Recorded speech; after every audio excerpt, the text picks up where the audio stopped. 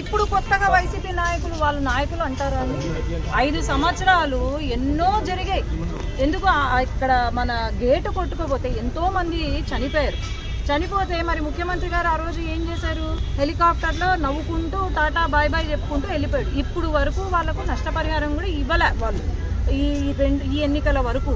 మరి ఇప్పుడు కొత్తగా మళ్ళా నాటకము, మొన్నటి వరకేమో లా అండ్ ఆర్డర్ తప్పింది అని చెప్పి ఒక నాటకం వేశాడు ఢిల్లీకి వచ్చి. ఇప్పుడేమో మళ్ళీ కొత్తగా నాటకం వేస్తుంటే ప్రజలు అనే వాళ్ళు ఏమనుకుంటున్నారు నాకు అర్థం కావట్లేదు.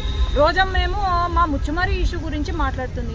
అసలు రోజమ్మను నేను ఒకటే అడుగుతున్నాను, నువ్వు ఎక్కడో చెన్నైలో ఎన్నికలు పాలిటిక్స్లో జాయిన్ అవ్వాలనుకుంటున్నావు, చెన్నైకి పోయి నువ్వు పాలిటిక్స్ రాజకీయం చెయ్యి, అంతేగాని ముచ్చుమర్రి రాజకీయం మాత్రం నువ్వు చెయ్యొద్దు. ఎవరి అండ చూసుకొని నువ్వు ముచ్చుమర్రి రాజకీయం చేయాలనుకుంటున్నావు? 10 రోజులు జరిగిన వెంటనే మేము ప్రతిరోజు అక్కడే ఉన్నాము.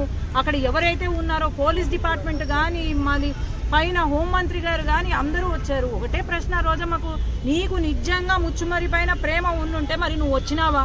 నువ్వు వచ్చి పరామర్శించినావా? లేకపోతే ఈ వరదలు ఏవైతే ఉన్నాయో వరదలలో నువ్వు ఏంది, నీ రోల్ ఏంటి? నువ్వు మేకప్ వేసుకొని అక్కడ కూర్చొని మాట్లాడటం కాదు, నువ్వు ఏం చేసినావు? కనీసం నష్టపరిహారం ఏమైనా ₹1 ఇచ్చినారా? లేదు. కానీ ఊరికే మాట్లాడడం కాదు. జగన్మోహన్ రెడ్డి గారు మరి ఆయన ఏం మతి స్థిమితం తప్పిందో మరి ఏమో అర్థం కావట్లేదు. నేను అదే అంటున్నా, వైసీపీ పార్టీ ఏదో ఆయనకు లండన్లో ట్రీట్మెంట్ ఇస్తున్నారంట. ఆ ట్రీట్మెంట్ ఏదో లండన్లో, ఆ పార్టీ కూడా లండన్లో పెడితే బాగుపడతావు నువ్వు కూడా. ఎందుకంటే ఇక్కడికి వచ్చి రాజకీయం చేస్తే ఎవ్వరూ ఒప్పుకోరు. అది ఈ టైంలో చంద్రబాబు నాయుడు గారు, ఆయన ఏజ్ ఎంత అండి?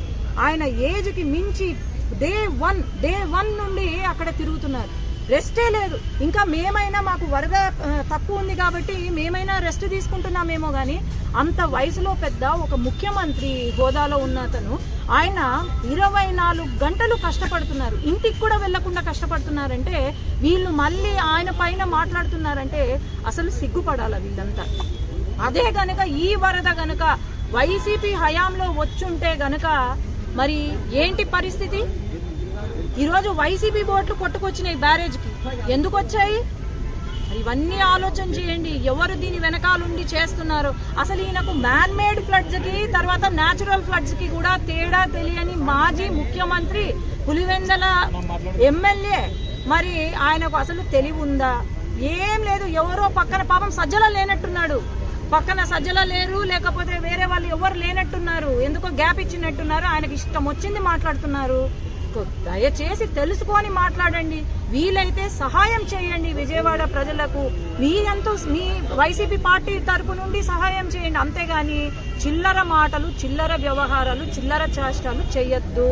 ఆ రోజమ్మను పెట్టినారు, ఇప్పుడు ఆమెకు మేకప్కే సగం టైం అయిపోతుంది. మరి ఆమె కూడా నోరు అదుపులో పెట్టుకొని ఆమె కూడా వీలైతే విజయవాడకు వచ్చి సాయం చేయమనండి, మేము కూడా చప్పట్లు కొడతాం. అంతేగాని దీన్ని మటుకు పొలిటిసైజ్ చేయొద్దండి. అందరం కూడా వాళ్ళతో ఉండి మనం ఆదుకుందాము, హెల్ప్ చేద్దాం.